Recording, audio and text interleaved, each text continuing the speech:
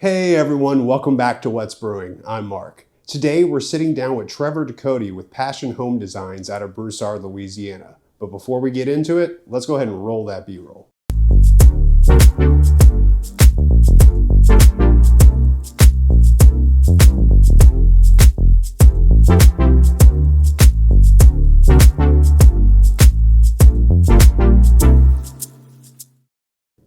Trevor, great to see you, man. Good to see you too, man. Thank you for sitting down with us today. Go ahead and tell everybody back home who you are. Man, I'm Trevor DuCote. My company's called Passion Home Designs. I'm a licensed architect here in town that specializes in residential, construction, new construction, renovation type projects. That's awesome. That's awesome. So, I guess let's go ahead. Let's start all the way at the beginning. Sure. So, where'd you grow up? Where'd you go to school? Everything like that. Awesome, man. I actually grew up in a town called Cottonport, Posterville area. It's, most people don't know where it is, so it's typically, I explain it, if you know where Bunkie is, most people know where Bunkie is, it's about 30 minutes into the woods. So we grew up there, and when I was 6 years old, I moved to Lafayette. So I pretty much call Lafayette home, and we've been here for a long time. My wife's from Karen Crow, and we just kind of been in this area since I was a young boy, That's awesome. So where'd you go to school around here at? So I went to LJ Alamo, Lafayette High, and of course UL for undergraduate and graduate school, with my master's in architecture. Awesome. So what made you decide to choose architecture? Because it's such a niche thing, and it's definitely not simple. Yeah. There's a lot of hard work that goes into it. So what made you decide to go with architecture? Man, what's really funny is I grew up wanting to be a demolitionist, and blow up buildings, and always thought fireworks were the coolest thing. And I was like, well, how do you make fireworks a career, right? You blow up buildings. And so when I realized there's not a lot of that here, it was kind of like, okay, well, hey, let's create buildings, And so that's really what kind of started that passion of like looking into design and how things go. And it was always something that, especially with my childhood and things like that, growing up, you really didn't have a stable home until we got to Lafayette and until we got an apartment and looking at how the apartment life shaped my life. And then, the friends I met, how we played outside on the tennis courts and played hockey and all those things that kind of came together to kind of create like that household environment for me, my mom, my sister when we moved here. It really just kind of sparked that passion of, just wanting to develop, things that people would enjoy or their families would enjoy, their grandkids would enjoy, So that's kind of where it all kind of started. That's awesome. So I guess let's jump into school when you were first like starting out in the architecture program at school. So what was like some of the first designs that you just kind of like had in your head? It's like, I want to get this out and it's going to be amazing. No, what's really cool, man, is UL does a great job of really trying to break it down to the essence of design. Before you even worry about buildings, you almost don't even design a building until like third year, or end of second year. And so the first year and two is all about how do you design, how do you break your mold outside that box. And so one of my favorite projects to this day, we were doing Boys and Girls Club, and the professors or Boys and Girls Club came up with this this project about the faces of the children that go to these the Boys and Girls Club. And so we did this like face wall, and every student kind of put together these new faces and different things. And my face was actually very technical with bent metal and different things. And that's really what also kind of reinforced like, man, I love working with my hands. I love construction. And so for me, that's naturally where the residential kind of component came out of it, so. Okay, so the residential component. So from my understanding, and I've looked at you guys' websites, you guys have done a lot of residential properties. How's 2021 been? So, man, it's been insane. So, we opened up, me and my wife, I've been doing this for about 15 years, like in the residential space, in the architectural space. construction space. And so, we decided to make a go at it for ourselves. And we started in 2019, 2020, and then you go through the pandemic and you're like, oh my God, did I mess up my family's life? Like, how are we gonna make it? Like, people can't work for 6 months. And somehow through all of that, the construction industry, especially the residential space, really kind of became a hotbed. And so it's been really insane for us. We've had 50% growth this year, 50% the year before.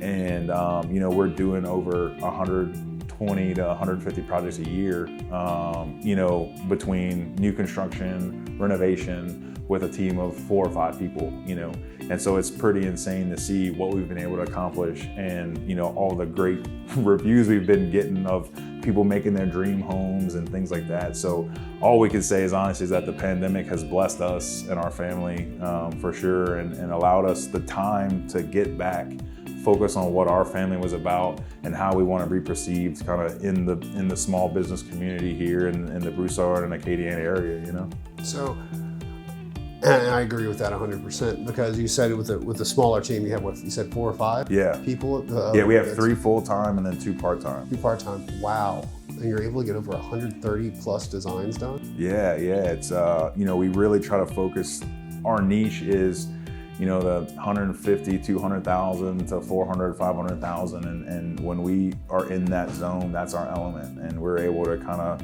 create some unique designs and create some, truly beautiful homes. That's amazing, man. It's like, I know on our end, we're kind of similar. We're not as many staff. Yeah. We're smaller staff. Not saying that we can't get the job done, but we do. Like, it's amazing to see when you have, it's sometimes better to have less than 10 people that can get the work done, that could almost do as much passion and get the work done of 20 people than have like 50 people that all work, halfway of the time. I agree. And when you really put your nose to the grindstone, it really just shows how much you can get done. That's amazing to hear that you're able to do that through that time. So why did y'all guys pick Broussard? So what's really funny is we originally, I did the Youngsville roundabout right in front of Rouse's, the Veterans Memorial roundabout, when I was in college. And so ever since then, I wanted to move to Youngsville. And so we lived in Youngsville for about 5 or 6 years. And we actually left and moved to Thibodeau for about a year. We decided that wasn't for us. And so when we were coming back, everyone was like, man, Youngsville is awesome, but the traffic. So we're like, hey, my wife's family's in Karen Crow.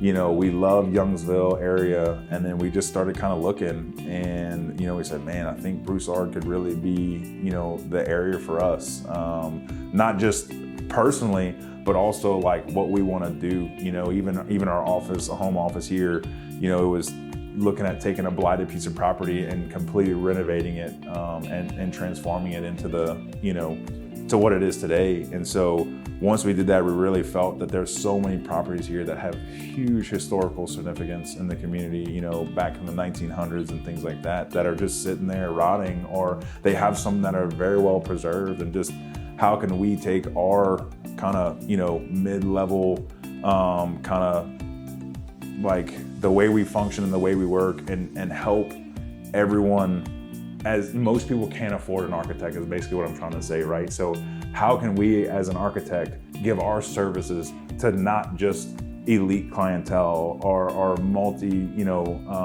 cost, people that can afford a lot of things? And so that's really been what our strategy and our mission has been about, is trying to get architecture into everyone's hands. I mean, we do 400 square foot, apartment garages. We do, super small, tiny homes, all the way to $1 million+ homes. And again, our vision has been, I want people like me and how I grew up and my background of struggling for everything we have, to be able to afford that luxury of an architect, because I truly feel that the level of service and the service that we bring to a client when they're designing their home or their renovation can really transform their life. It's amazing to hear, because like exactly like you and I, before we got on camera, we were talking about how, like, my wife and I were thinking about also looking for homes. Yeah. And to know that there's a company out there like y'all that, like, if we wanted to, the option of doing a custom home I know to exactly what we want to our, exactly what our specifications would be is not completely out of the question. Correct. So how did you said based off the way you grew up, based off your family, based off your history, was that I guess from the price range of Missionary is that lower middle class kind of family. And so with that in the sprawling area of Broussard, because there's so much land that's being developed, how has been connecting with the local governments, connecting with the local chambers and everything like that? How has that been in helping get people to come to you and to start doing new projects for them? Yeah. Man, it's been great. I mean, we've worked with Mayor Ray, and he's really embraced us, and he's invited us to a lot of events. We've worked with, the chamber here, things like that. And so what's cool to us is they're putting us in front of our future clientele. And, one of the main reasons why we chose this home office and the way we have it set up is super visible off of South Morgan here in Broussard, right? And so everyone is crazy. When we first started, we would go eat breakfast at Tons on a Saturday morning, and random people would stop us by like, hey, y'all are the people that are fixing up that old house. We thought y'all were tearing it down, And so we're like, no, it's gonna be our house and our office. And so once they really saw like what we could do and take this, blighted property and turn it into whatever, it was like, hey, we need y'all, like we want y'all input, we want y'all to help, and again, as people see, and that's why we do things like the Christmas decorations we did this year, it's just to show people that, we spent maybe $800, making our house look like a gingerbread house, so it's just little things like that can show people like, hey, design and well thought out design doesn't necessarily have to be expensive. Yeah, that's awesome. Well, Trevor, I'm gonna have to do a two-parter on this one. Yes, sir. So what I want to do is, guys, so that's going to be it for this first part of the two-part interview with Trevor DuCote with Passion Home Design. Go ahead, if you like what you see here, hit that like button. If you want to see part 2 of this video, don't forget that subscribe button so you can keep up with everything. And we will see you in the next one.